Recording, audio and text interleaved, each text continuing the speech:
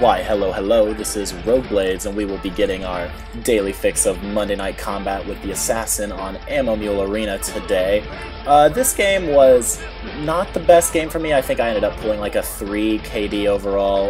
It was a short game, as you can see from the video length, but the reason for that is we had a really good sniper on the other team, and he was really giving me the business. He killed me. He was the person who killed me every one of my deaths, and I was the one who killed him for every one of his deaths. But about halfway through the game, I realized that this was not going to be our game unless I really put on my try-hard pants and went to town on their Moneyball. So I guess in this video we will be discussing the objective play of an assassin and what she should be doing to help win the game for her team.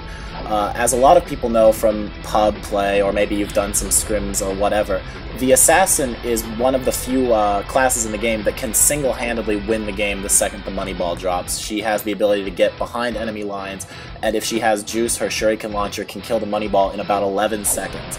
And that is absolutely devastating. So we're going to be discussing why exactly she can be so powerful if left alone, and what she can do to make herself a real threat.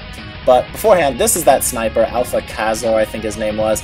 This was very unexpected for me. He chased me all the way across the map, and I thought, okay, I'm fine now, he won't come this way, so I hid. But he ran around the corner and threw his flak at me, and I was genuinely not expecting that. And he taunts right here on the footsteps of our base, and I cannot believe he got away with that. But, you know, as you'll see in this video, my team kind of wasn't the best, so I was really trying to do my own thing to win the game for us. So back to the role of the assassin and what she should be doing to help win the game for her team. Obviously bots. Bots are a huge priority for her. That's how she's going to farm her money at the beginning of the game, and that's ideally how she's going to get her first $400 for her sword. You might get a kill or two.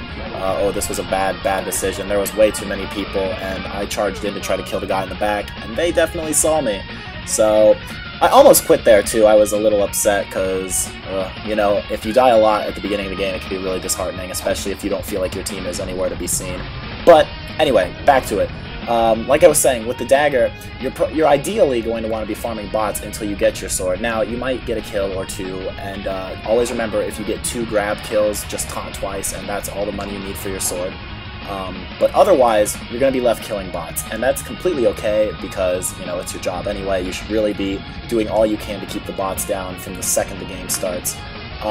After that $400 for your sword, your next priority, and this is, of course, we're talking about what the assassin needs to do to win the game. If you just want to kill her, that's fine.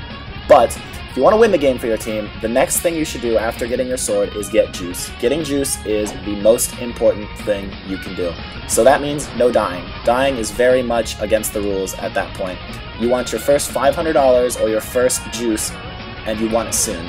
And what you're going to be doing with that juice is you're going to be taking down the turrets. That is all you need to do for your team at the beginning of the game.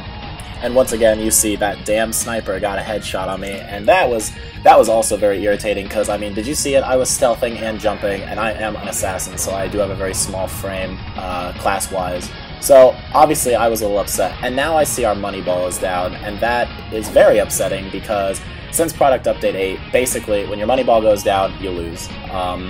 It's so hard to turn the tides, especially on a team that severely outclasses your own, like the situation we have here. So, with that in mind, it can be really frustrating if your ball goes down, but don't give up, especially if you're an assassin, because you are one of the few team members who can actually solo carry your team when it comes to killing the Moneyball. Obviously, the sniper is a very decisive player when it comes to slaying, but he can't win the game, and that's something we're actually discovering. Even though people may complain about how strong the sniper is and how quickly they can get kill after kill after kill, we find that, you know, they can't really push bots, obviously. Their Moneyball damage isn't the best, and they have a really hard time assaulting bases due to turrets, especially now that they're level 2. That's not to say exceptionally good snipers can't, but generally speaking, a sniper is going to kill a lot of pros but not win games.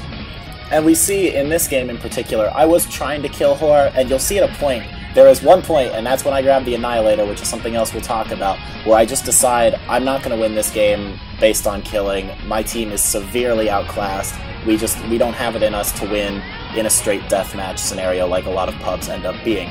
So I'm going to have to play really hard and go for the Moneyball and try to win this game quickly.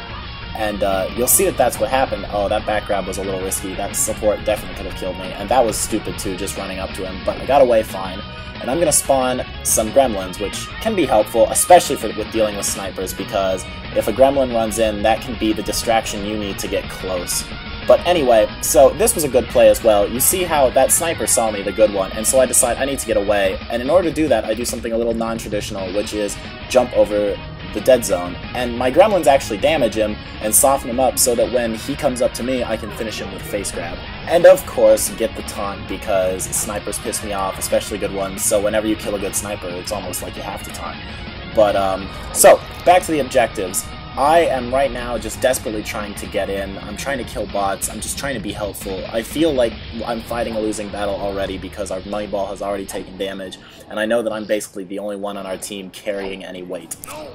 And so I get pushed back here, and I'm just trying to handle bots, and you can see that I'm finally getting close to juice after nearly 5 or 6 minutes. I'm finally rounding my juice bar out, and that's also a little unnerving because in a lot of my videos you'll see I might have a juice in 2 minutes, and that feels good, or a minute and a half even, but I'm killing these bots, and here's where the decisive play happens. I get juice and immediately notice that the Annihilator has not been grabbed, so I get that and immediately think, well, their bots are dead.